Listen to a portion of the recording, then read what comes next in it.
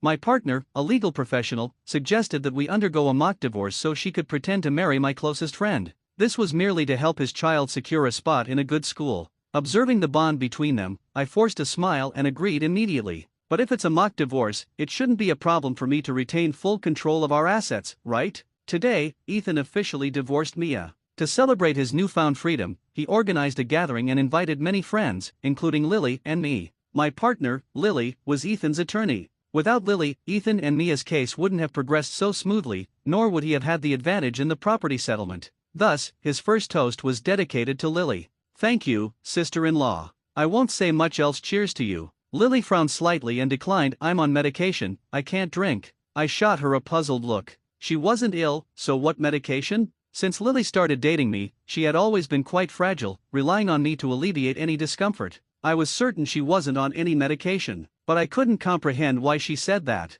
Ethan's hand holding the wine glass froze, and he stood there awkwardly. He smiled bitterly. It's okay, sister-in-law, I'll drink. A flicker of concern crossed Lily's eyes. Watching Ethan down the drink, she bit her lip in silence, frowning slightly in disapproval. Today, Ethan was genuinely happy. From Mia's infidelity until now, it had been nearly 6 months, and he had grown increasingly despondent. But today, he was rarely in high spirits. He mingled with friends, chatting and drinking, enjoying himself. Lily, however, seemed distracted. She even knocked over my dishes twice. The soup splattered on my shirt, but she didn't seem to notice, instinctively wiping the table with a napkin. I opened my mouth to say something, but she abruptly stood up. I'm going to the restroom. Before I realized it, she had exited the private room. Where's Ethan? I asked a friend beside me. He just stepped out, probably to the restroom. By the way, where's your Lily? I frowned and stood up. Where are you going? Just getting some air. There's a window at the end of the hallway. I genuinely wanted some fresh air, not to catch an affair, nor did I expect to. At the corner, Ethan was holding his head silently, his arm around Lily's shoulders, almost embracing her. Lily didn't pull away. She took out some medication from her pocket and handed it to Ethan, then unscrewed a water bottle, allowing him to sip slowly. She glared at Ethan, pretending to be annoyed. Serves you right. Ethan smiled helplessly. Lily's right, but there are so many people here. If I refuse, I won't be able to save face. Lily scoffed coldly. Give you face? Did you forget you have a sensitive stomach? Ethan shook his head and smiled. An occasional drink won't hurt. Lily pouted and pushed Ethan away, saying, fine, if you're okay, then I won't worry about you. Ethan laughed and pulled her back, gently coaxing. All right, my fault. I know you care about me. Let's go back so my brother doesn't worry. I left. The moment they walked out from the corner, I departed. One was my closest friend, the other the person I loved most. How was I supposed to confront this? But it seemed I deserved all of this now. Ethan had been my childhood friend and my closest brother. We grew up together for over 20 years, and my trust in him surpassed everyone else's. Likewise, his trust in me was the same. So when he discovered Mia's infidelity, he didn't worry about me mocking him. He confided in me first. It was a very painful period for him. He was obsessed with why Mia cheated and why she betrayed him. He didn't think about how to handle it, he only stubbornly sought an answer. I drank with him, played cards, took him to the internet cafe we frequented in high school, and we played all night. At that time, Lily had a significant tantrum. She felt I was neglecting her because of Ethan. There was nothing I could do, having such a brother. Since childhood, he followed me everywhere. In elementary school, he insisted on going to the restroom with me. If I didn't want to go, he would hold it in, telling me that good brothers must go to the restroom together. In middle school, he was in the same school as me, always calling me Brother Alex from behind. When I ran for class committee, he canvassed votes for me. When I was in trouble, he supported me. During our university years, although we didn't see each other often, he would check on me every few weeks, whether I contacted him or not. When I first started job hunting, I faced significant difficulties. He said without hesitation, stay with me until you find a job and can move out.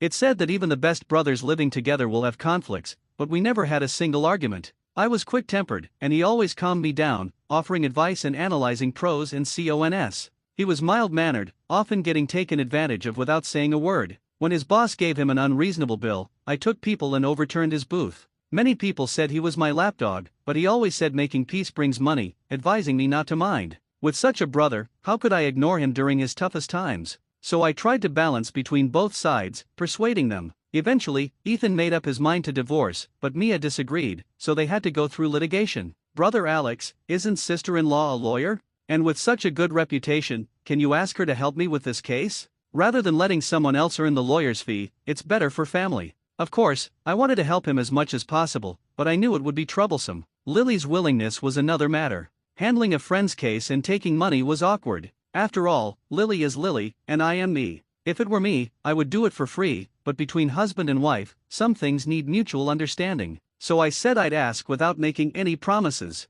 Sure enough, Lily looked troubled when I mentioned it. Honey, I've thought about it. You often talk about your brother, and I always thought he was quite soft. If he meets conflict, I'm worried he might back down or reach unfavorable agreements. What should I do then? From a litigation strategy perspective, a retreating attitude is the most disadvantageous in a negotiation. Also, if the judgment isn't favorable, your brotherly relationship might suffer. Why don't you tell him I don't usually take civil cases, so it's inconvenient? I nodded and conveyed Lily's words to him. Ethan, while drinking with me, poured out his heart. He said that after finally settling down in middle age, his parents passed away one after another. He focused on his career to work hard for his small family, but Mia cheated and transferred most of their money. Now relatives don't interact with him, and friends avoid him like the plague. He said he was too unlucky, not knowing which deity he offended, as nothing went right in his life. He vented his misery half the night, saying he didn't know what to do and begged me to help him no matter what. Moved by his words and 2 beers in, I decided to help him personally. I called people and found out Mia and her lover's address, planning to give them some legal edge intimidation. However, during our planning, Lily directly stopped me. Her angry glare almost pierced through me. She said, if I knew you were going to do this, I would have taken the case myself. So Lily eventually took the case. But later, she and Ethan got closer, and when she passed by me, she said, all of this happened because of me. When I returned to the private room, Ethan was sitting in my seat, laughing and chatting with Lily. Lily smiled as she subconsciously accepted the food Ethan served her, as if this action had been repeated many times before. Ethan noticed me first. His expression froze for a moment before he quickly stood up and waved to me. Brother Alex, where did you go? I didn't see you. I pushed his arm away. Just went out for some fresh air. Ethan's eyes were momentarily dazed. He pretended nothing was wrong and smiled at me, then sit down, I'll go talk to them. I returned to my seat, sat down lifelessly, lit a cigarette, and immediately extinguished it in the ashtray. Lily looked at me with confusion. What's wrong with you? I looked at her, puzzled. What do you mean what's wrong with me? Lily frowned and sulkily began eating. In the years after our marriage, whenever Lily saw me looking displeased, she felt I was giving her attitude, that I was disrespecting her. It seemed like no matter what happened, I always had to appear happy. At that moment, a few people were clamoring to drink with Ethan. Lily showed that worried expression again. I looked at her, finding it quite amusing, and laughed out loud. She glanced at me and then, as if realizing something, quickly avoided my gaze and looked down. I stood up and poured a glass of wine, addressing Ethan politely. Brother, you've drunk everyone else's toast, but you can't refuse mine, can you? He smiled awkwardly and then politely said, of course not. How could I refuse Brother Alex's toast? I glanced at Lily's mixed expression of anger and worry, then at Ethan's helpless face as he drank. I felt quite pleased. After one glass, I naturally toasted another. The people around us marveled at how close Ethan and I were. Later, Ethan drank a lot, but it seemed like I drank even more. In a state of semi-consciousness, Lily grabbed my hand, but I instinctively pushed her away. In the end, Ethan on my left and Lily on my right supported me into the car. Lily said to Ethan, why don't you come with us? I'll drop you off first. Ethan shook his head. No need, I'll take a cab. You take Brother Alex home. Lily, thinking I was too drunk to be aware, said, it's too late, and you've been drinking. I won't feel at ease. It's on the way. Ethan suddenly lowered his voice, sister-in-law, don't. I'm fine. You take Brother Alex home. I overheard everything without any burden, then closed my eyes and turned over. Ethan ultimately didn't get in our car. The ride home was silent. No music, no conversation. That night, Lily stayed up all night in the living room watching videos. I, on the other hand, slept soundly and for once had a pleasant dream. Ethan's case was not smooth from the beginning. As Lily described, Ethan's personality always made him indecisive. A lawyer needs to know the facts to provide corresponding strategies. But Ethan often missed the point, and he would gloss over key issues. Sometimes, seeing him so hesitant, I couldn't bear it and often impatiently urged him to face the problems. Lily sighed and called me outside, saying, honey, let him talk to me alone. Maybe with you around, he's embarrassed to talk about family matters. After all, it's pretty humiliating. That day, they talked in the office for over an hour. When they came out, Ethan's brow was unusually relaxed, as if a weight had been lifted off his shoulders. He said, thank you so much, brother and sister-in-law. I asked what happened. He said, sister-in-law is very considerate and respects my feelings. He looked at me with envy in his eyes. That look in his description made my heart skip a beat, but I didn't think much of it. I asked Lily what she did. She said, "Nothing much, I just had a heart-to-heart with him, told him most families have their own misfortunes, and some things must be faced. I also encouraged and comforted him. Men need some respect, and once that's considered, they open up. I'll handle future contact with him alone." Sure enough, from that day on, the case progressed more smoothly. At first, Ethan would chat with me about the progress. I don't know when, but our contact became less frequent. Until one day, I called him to ask about the case's progress.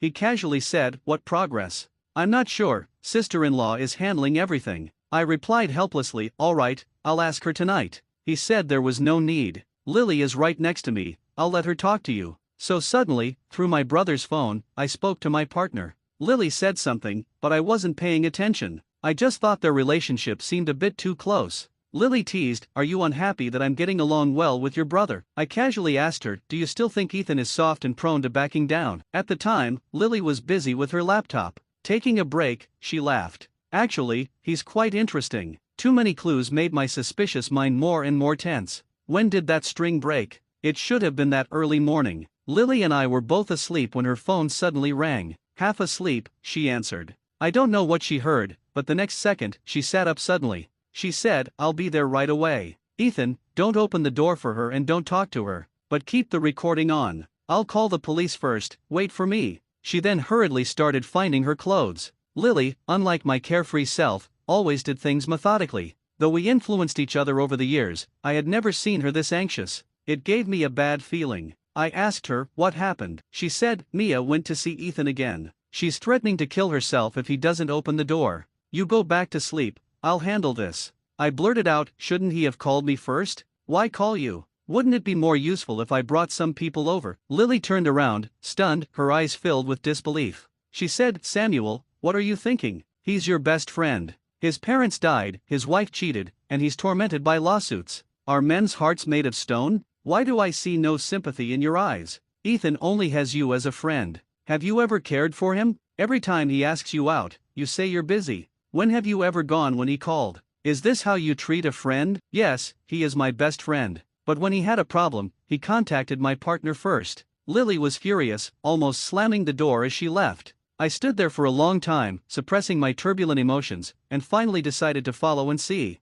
When I arrived, Ethan's door was open. His sighing voice came from inside. She almost slit her wrists at the door. She said if she died, it'd be my fault, and she'd haunt me forever. "Lily, maybe I shouldn't push her too hard." Lily's gentle voice responded, "It's okay, she won't really do it. Ethan, look at me, trust me, okay, seeing you like this makes me." I didn't hear more and went straight in, saying, "What are you two doing?" In retrospect, I was just deceiving myself. I didn't want to hear too much, didn't want them to continue talking, didn't want to hear what I didn't want to hear. Lately, Lily has been going to the law firm very early, and by the time I wake up, she's already gone. She made me breakfast, left it on the table, and left a note reminding me to eat. I stared at the food on the table for a long time but eventually didn't touch it. At noon, while I was arranging for my employees to collect debts, I got a call from the property manager. He asked if we had forgotten to turn off the faucet at home because the downstairs neighbor complained about a leak. It was ridiculous. That house had been unoccupied for a long time, and even the main valve was turned off,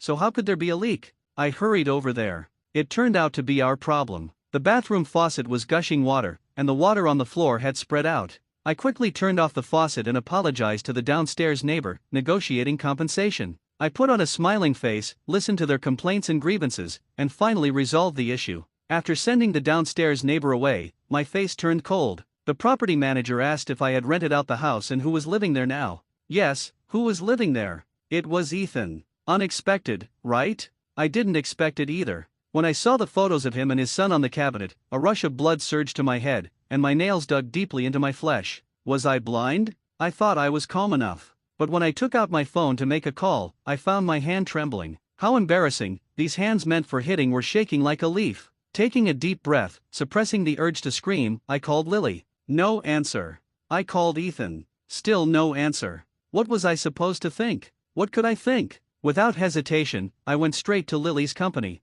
She might not be there, or she might be. If she was, what should I say? My mind was in chaos the entire way. I never expected Ethan to be in Lily's office. Lily was sitting, and Ethan was standing behind her. He was bent over, one hand on the table, the other holding the mouse. And Lily? She was tilting her head, looking at him intently. I knew that look, I knew what it meant. Bang! I pushed the door open forcefully, and it hit the wall with a crisp sound. The office was left with just Lily and me. Lily said, "Honey, I want to help Ethan. He resigned and is now at a low point in his life. So he asked me for advice, and I suggested he look at some course outlines. If he's interested, he could pursue a master's in law. Whether for further studies or a related career, it's a good path. Our firm is also hiring." This Lily felt so unfamiliar to me. I never knew you cared so much about clients. Lily looked at me irritably. Stop with the sarcasm. There's nothing between Ethan and me. Innocence speaks for itself. I nodded, got it.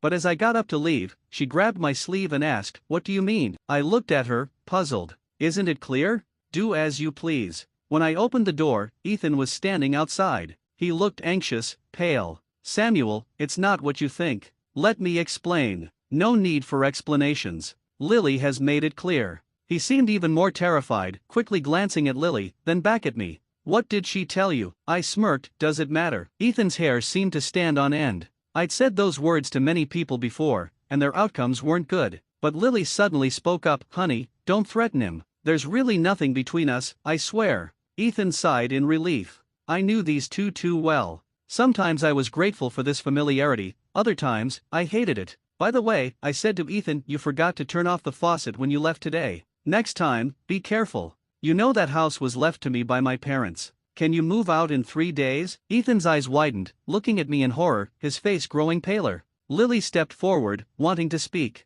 I shook my head at her. "There are so many people here. You don't want me to make a scene, do you?" I walked away without looking back. I heard that after I left, Ethan fainted. Lily told me this when she came back to pack her things. I let him stay in the old house because Mia kept pestering him. "You're his best friend, you know his state. He quit his job and went home because those life issues were overwhelming him. Now, because of your threats, he's becoming more anxious. I just wanted to help him. I was going to discuss it with you, but you were always suspicious. We didn't want you to misunderstand." She said, "I know you're upset with me now, so let's take a break. There's a big criminal case that needs our team's attention, and it might be an opportunity for me. I'll stay at the firm for a few days." "Lily," I called her, "you're going to the firm, right?" Lily looked at me, her eyes cold. She said, "Samuel, what do you want from me? Can't I have my own career?" Then she stormed out, slamming the door, leaving without hesitation. Suddenly, I remembered what Ethan said to me that day when we were drinking. He said that day he angrily questioned Mia, "Why are you doing this to me?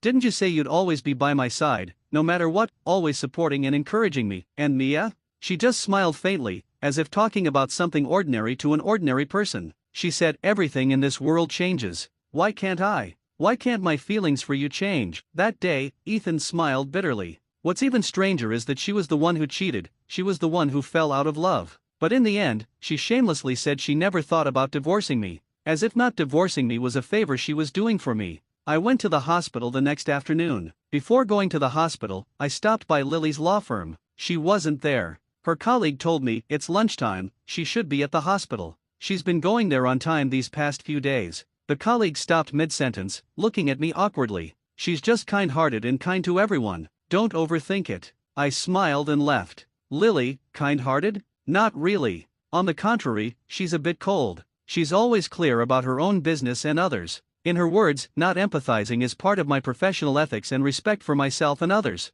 For so many years, she never did anything that could lead to misunderstandings. If she's good to someone, it's genuinely from the heart. When I got to the hospital, Lily was gently persuading Ethan to eat. "You need to eat something. Your stomach is bad, you can't go on like this. Think about it, your parents wouldn't want to see you like this. Sister-in-law, you're so good to me, but brother Samuel seems like he can never forgive me." Lily sighed, "That's just his temper. I'll talk to him, and I'll also talk to him about that other thing." "Talk to me? About what?" I was puzzled, but Ethan suddenly grabbed Lily's shoulder. "Don't tell Samuel. This is my business, it has nothing to do with you guys. I'll solve it myself. Don't involve brother Samuel." Lily looked worried, her hand unconsciously brushing against Ethan's palm, but when she realized it, she carefully pulled back. I stood at the door, numbly watching it all. A sharp pain pierced my heart. I bit my teeth, using the pain to suppress the pain. I asked, "What do you want to talk to me about?" The moment they saw me, Ethan looked terrified, and Lily stood up quickly, putting distance between herself and Ethan.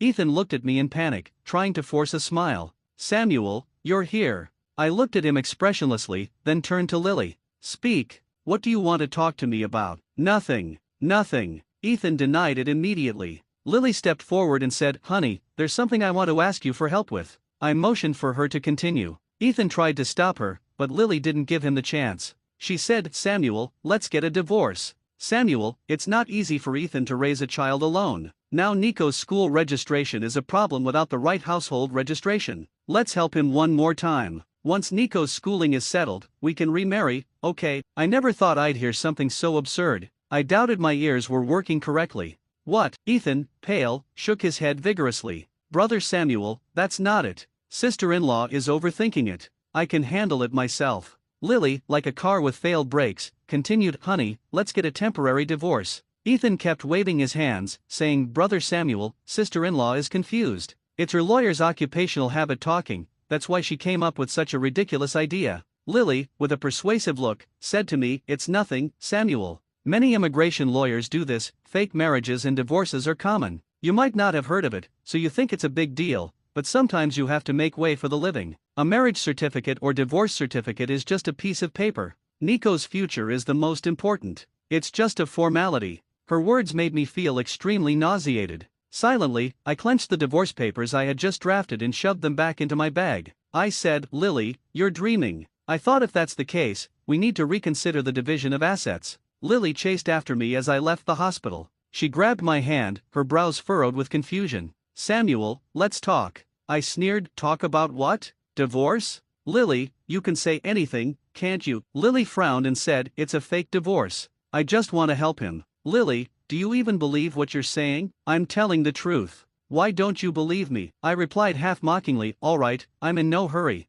Or you could sue me. You haven't handled a case for yourself yet, have you?" Lily looked at me seriously, a hint of grievance in her eyes. "Honey, I'm discussing this with you. I said I don't want a real divorce, this is just a last resort." I thought for a moment, then nodded and said, "Lily, are you out of your mind? This reason might convince you, but it won't convince me. If you want to convince me, you'll need to be more practical." Lily was about to say something when her phone rang. I turned and left. She wanted to follow but hesitated when she saw the caller ID. She said, "We'll talk later." I silently looked at my hand for a while, then turned and left. On the way out, I glanced back and saw Lily's back as she hurried into the hospital. Ethan said he wanted to talk to me. I agreed. We met at a restaurant we used to frequent. Ethan looked unwell, as if he were sick, very haggard. When he saw me, he stood up awkwardly. "Brother Samuel, you're here. Please sit. What would you like to drink?" I ordered a pot of tea and sat down, lightly tapping my fingers on the cup. "Go ahead. What do you want to say?" Ethan gave an awkward smile.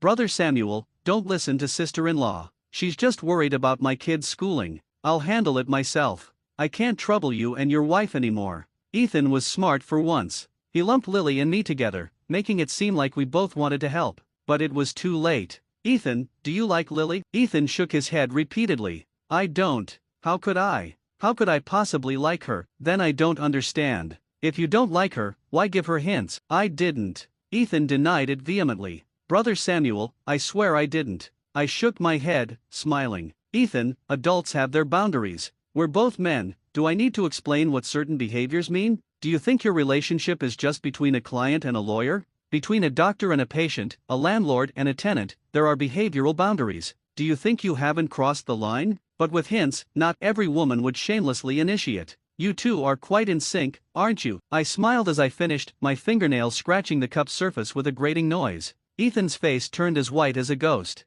He looked at me in fear and said, "Samuel, I really didn't." I coldly stared at him. "Didn't?" "Ethan, I have to admit you're very good at reading women and understanding their emotions. When I used to ride in your car, what did you say? You said your passenger seat was only for Mia or your girlfriend. I called you a hopeless romantic back then. I said, what's the big deal? I'm a man. And you said it still mattered because women care about these small details. So I want to ask, what were you thinking when you had Lily sit in the passenger seat when you came to see me?" Ethan froze in place. I pointed across the way. "I was there before you came, the view was quite clear. So I clearly saw Lily coming with Ethan, and when they got out, she stood on tiptoe to tie his scarf." Ethan opened his mouth. I interrupted him. "Don't tell me she's just too kind and worried about you as a client." "Ethan, if you insist on that, I'll have to assume you think I'm a fool. If that's your point, our conversation ends here." Ethan slumped back in his chair. I looked at him indifferently. He said, "Brother Samuel, I was wrong. I'm sorry, I really was wrong. He continued, my parents died, my wife cheated, and I suddenly felt like I had no purpose. Like I was me and everything else was separate. Brother Samuel, I never thought anything would happen with sister-in-law. I just couldn't let go of her kindness and concern, and that led to this. He said he was just too empty inside and needed a woman to fill the void. Unfortunately, that woman was my partner. I'm sorry, Brother Samuel. I was wrong. From the moment Lily suggested the fake divorce, I knew I was wrong. Don't worry, nothing ever happened between us. I'll draw the line and return her to you. We won't see each other again. Brother Samuel, forgive me this once, please. I smiled non-committally. Mockingly, I said, only now do you realize, brother, you're still not being honest. So your first reaction in an emergency at night was to call her, not me. If I hadn't shown up, do you think it's normal for a man and a woman to be alone together? She dared to let you stay in my house out of pure kindness. Do you think that's normal? As a client, she's making career plans for you, even trying to get you into her firm. Do you think that's normal? You say it's just because you can't let go of her kindness and concern. That's a tough claim. You two are practically glued together, and you only realized the mistake when she suggested the fake marriage. It's not like that, Brother Samuel. Remember the man Mia cheated with? I met him before your lawsuit. He wasn't with Mia anymore, he even had a new girlfriend and was planning to get married at the end of the year. He was doing well, very at peace, almost like he had been reborn. He wanted to apologize to you, saying he was immature back then and hoped you could forgive him. He said he had moved on and hoped you could too. I understand Ethan. Likewise, he understands me. He knew what I was implying, so he begged me to stop. But of course, I would continue. Can you forgive him, Ethan? He tore your family apart, messed up your life, and then just walked away with an apology. Why does he think you should pick up the pieces he left behind? Why does he think you should accept his return? Ethan, why is he so awful? I added, I really considered you a brother back then. But I admit I was short-sighted, not expecting Mia to cling to you after that guy disappeared. Ethan was trembling all over and asked me what I wanted.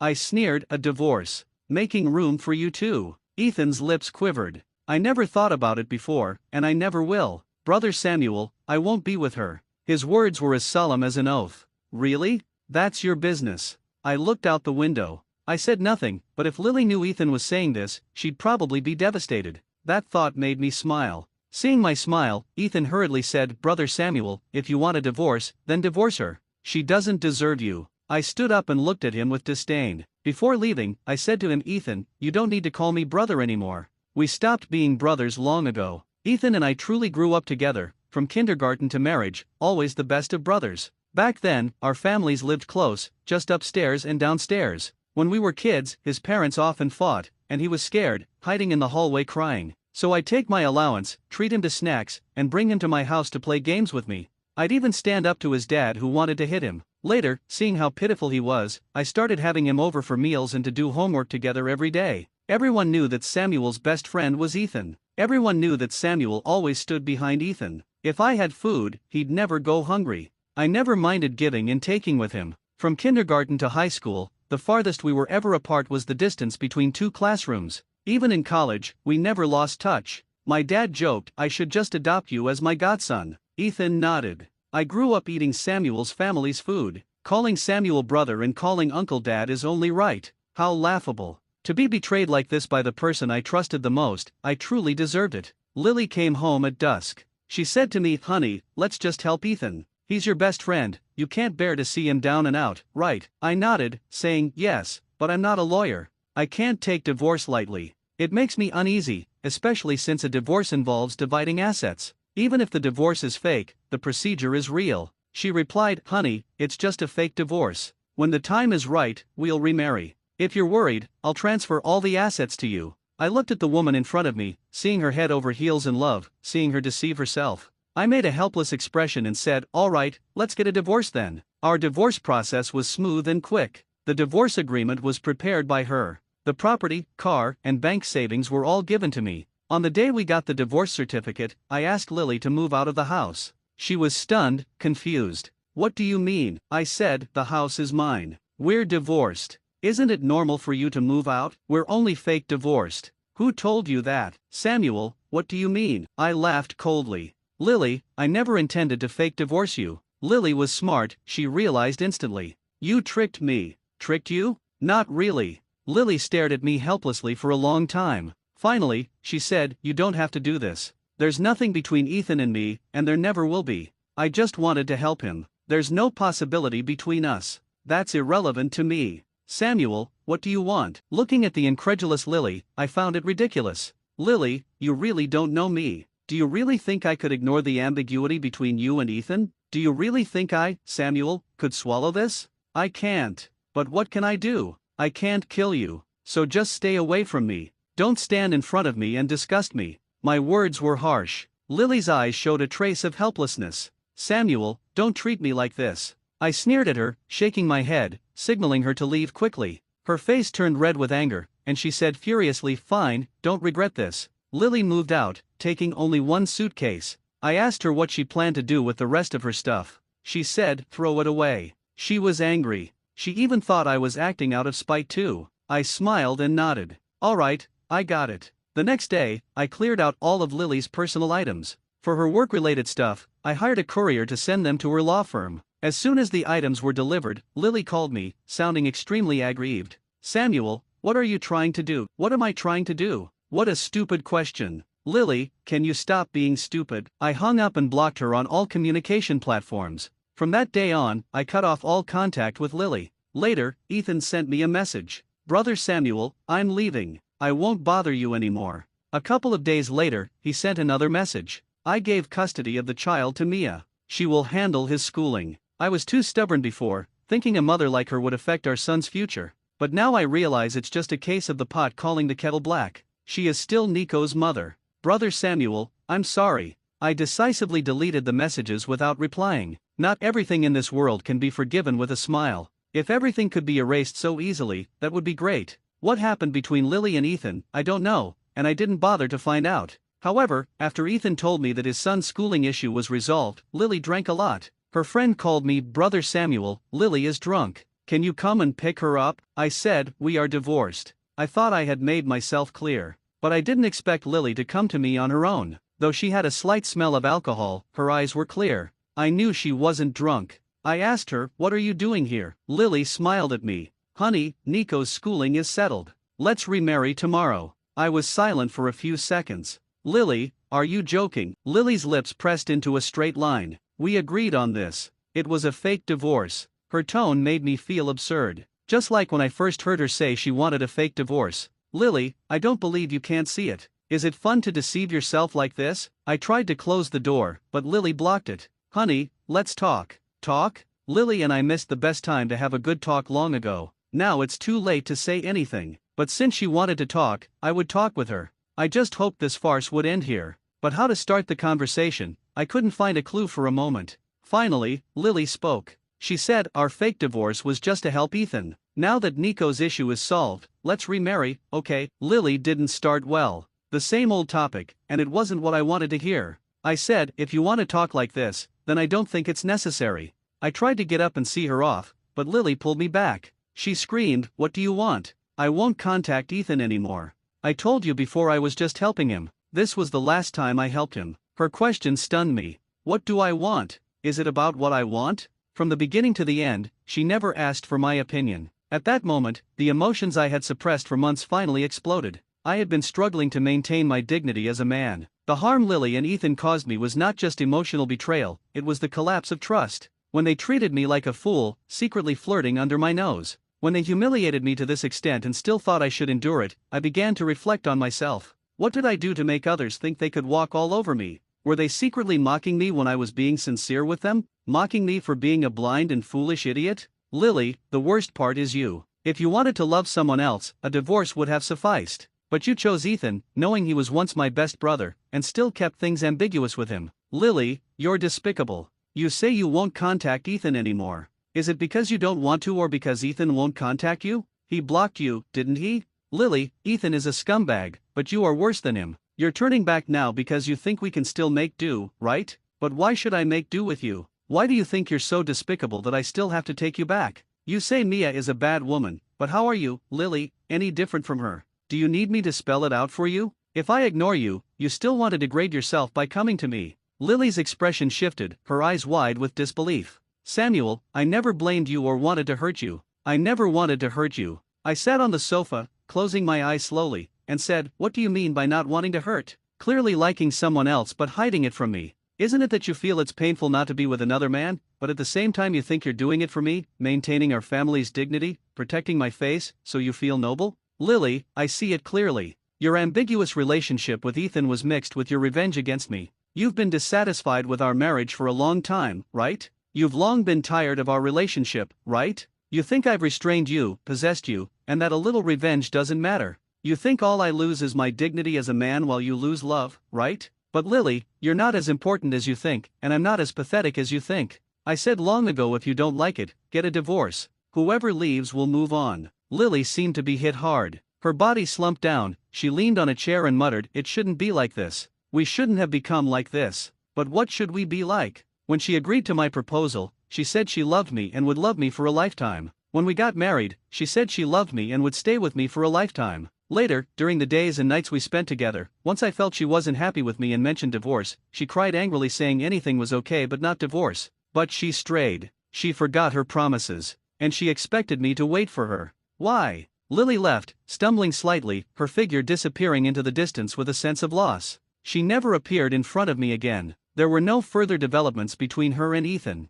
The last message I received from Ethan was not long ago. He said he was going back to his hometown. He said he didn't want to stay in this city anymore. He said, Brother Samuel, everything that happened was my fault. I deserved this miserable ending, but I've always considered you my brother. Whether you acknowledge me as your brother or not, you'll always be my brother. I found his words laughable, but for the sake of our brotherhood, I personally saw him off to his hometown. Epilogue, Lily's perspective. My introduction to Samuel was quite dramatic. It was when I was in university working part-time as a tutor in an old neighborhood. No elevator, no security system, not even functioning stairwell lights. That day, I arrived on time and pushed open the iron door to the hallway, coming face to face with a man standing at the first floor exit. I didn't move, waiting for him to go upstairs or leave. But he didn't move either. At that moment, fear gripped me. Could he be a bad person? What should I do? Run away? But I felt frozen, unable to move, even my breathing almost stopped. After what felt like an eternity, someone finally came downstairs. They asked the man, why are you just standing there? Weren't you going out for a smoke? The man chuckled, I think I scared this young lady. That man was Samuel. I didn't get a clear look at his face that day until he approached me later at school and greeted me. He spoke softly as if afraid of scaring me. He was a gentle and considerate person, quite unlike Ethan. Ethan was sensitive, melancholic, always full of worries and timid, unable to shoulder responsibilities. I didn't like him much, especially when Samuel got hurt because of him. By then, Samuel and I were already together. I was furious, cleaning his wound and asking, aren't you afraid? He laughed sheepishly. Of course, but how can a big brother ignore his little brother in trouble? Don't worry, I know what I'm doing. Samuel was always like this, never taking my advice, never needing anyone's help. I asked him why. He said he was used to it. Later, I often thought maybe it was because Samuel was always so headstrong, too much of a macho man, that when a warm and respectful guy like Ethan came along, I got lost. That time he got drunk because he was sad, and I went to pick him up. Listening to him talk about his deep feelings for Mia, hearing him self-destruct and self-deprecate, seeing his pain, my heart ached, and I suddenly wanted to hug him, give him all my love, save him. And so, it spiraled out of control. I paid more and more attention to him, cared more and more about him, felt more and more for him. I realized I liked him after a partner told me, you're being impulsive. Such a small case shouldn't affect you like this. If you're not feeling well, let someone else handle it. Don't let emotions get in the way. After hearing those words, I spent 3 hours on the rooftop. Until Ethan called, I made something tasty. Do you want to come over? At that moment, I was filled with tenderness, even smiling as I replied, sure. I had fallen for Ethan. I had fallen for my partner's best friend. I could feel that he had feelings for me too. But neither of us broke the silence. We pretended nothing inappropriate had happened, acted as if we were just doing what ordinary friends do. We even deliberately ignored Samuel's presence. Samuel said that when I was being ambiguous with Ethan, it was out of revenge against him. I vehemently denied it. But deep down, I knew Samuel was right. I didn't want to hurt Samuel. I just didn't love him anymore. I transferred my affections to someone else but didn't seek a resolution. I gave up my own love to fulfill his desire for dignity, to maintain the facade of a harmonious family. I wronged myself and Ethan, but I felt I hadn't wronged Samuel. That was my thinking back then. I was lost, obstinate. But even then, I felt a vague sense of guilt towards Samuel. The first time I felt a crisis was when Samuel caught Ethan and me together one night. He questioned what we were doing. At that moment, Ethan and I panicked. The embarrassment and shame of being caught made me lash out. I blamed Samuel for having dirty thoughts, trying to cover my own disgrace. That was the first time I considered ending things with Ethan. So I called Ethan. I said, Ethan, I like you, the kind of like where I want to be with you, but I can't betray Samuel. Ethan was silent for a long time. Finally, he said, Samuel is my brother. You can't betray him. We promised each other that once the case was over, we wouldn't see each other again. So we treated that time as our last hurrah. That's why we were so careless, so full of flaws. But I didn't care anymore. Thinking about losing my true love for the rest of my life, I wasn't afraid of anything. True love? It came fast and went fast. So what true love? It was just a surge of hormones. When I realized Samuel truly wanted to divorce me, I felt like I had fallen from a great height. I deceived myself, telling myself Samuel was just angry with me, that once I ended things with Ethan, he would come back to me and love me as he did before. I went to find Ethan, and he looked at me with a complicated expression. He said, you shouldn't have come. His gaze had changed, becoming clear and honest. How strange, just a few days ago we were madly in love. But Samuel's decisive action was like a loud gong waking us up instantly. Ethan sarcastically asked me, you didn't really think about marrying me, did you? What do you mean? Ethan laughed. He shook his head as he looked at me. You don't deserve to be Samuel's wife, and I don't deserve to be his brother. Ethan was just seeking a sense of accomplishment with me, and I was equally blinded by the thrill of the affair, unable to distinguish right from wrong. Mia said, everything in this world changes. Why can't I? Why can't my feelings for you change? I called her a scumbag, but I ended up becoming the person I least wanted to be.